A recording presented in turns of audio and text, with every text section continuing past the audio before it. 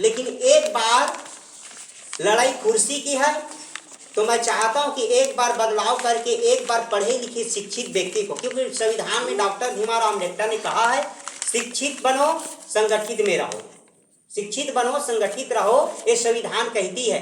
और संविधान ये भी कहती है कि आर्टिकल 3 अनुच्छेद से अनुसार हमारे 73 संविधान है, 35 आर्टिकल है, इसको संविधान में आप लोग अपना मूल अधिकार जैसे जल जंगल जमीन और अपने अधिकार को बचाने के लिए एक मौका मांगने आया हूँ। एक मौका यदि आप लोग चाहते हैं कि हमारे गांव में अच्छे से विकास हो, हॉस्पिटल बने, भवन बने, अच्छे से अच्छे पढ़ाई लिखाई बच्चे में हो, या शिक्षा या दिव्यांग महिला को सम्मान हो, है ना, तो एक मौका, बस एक मौका चाहिए। अब आप लोग जो जाएंगे पकड़ो इसको। अभी पर्चा दिया, मैं कुब्दा से हूँ और मेरे पार्टी में मैं उपाध्यक्ष पद में हूँ और 25 गांव का ब्लॉक प्रभारी हूँ अपने पार्टी में। लेकिन कहीं न कहीं हम लोग जल जंगल जमीन के अधिकार के लिए लड़ रहे हैं। तो मैं अपने हिसाब से बता सकता हूँ कि मैं जितना भी अगर पार्टी में जुड़ा हूँ अभी तक का, तो पार्टी में जुड़ना, पदाधिकारी बनना, उससे पहले होता है संविधान को जानना, पढ़ना।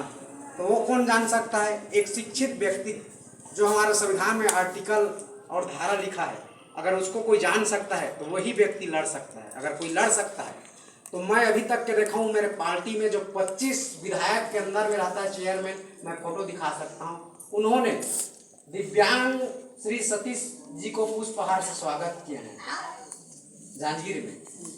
हरदीप सिंह मुंडिया सह प्रभारी, जब पामगढ़ में हम लोग जब पद यात्रा कर रहे थे, जो 2000 की संख्या में है, तो उन्होंने भी इनको सामने लाकर पुष्पमाला से स्वागत किए हैं, है ना। और हमारे पार्टी का और बहुत सारे पदाधिकारी हैं जिन्होंने इनके बात और टैलेंट को देख करके इनको स्वागत किया है। तो मैं यही कहना चाहता हूँ कि मैं स्वयं अगर यदि पार्टी में भी हूँ तो मैं जन समर्थन के रूप में गाँव कुब्दा में भी जहाँ ये निकलते हैं तो बोलते हैं कि नेताजी है, नेताजी का है। तो क्यों कहता है? जबकि हम तो खड़े हुए हैं, हम तो खड़े हुए हैं, सुरक्षित हैं। वो तो दिव्यांग है, उनके हौसला को देखिए, उसके बुलंदी को देखिए कि वो उसमें कितना ताकत है कि एक कागज में किसी सत्ता को हिलाने की ताकत रखता है।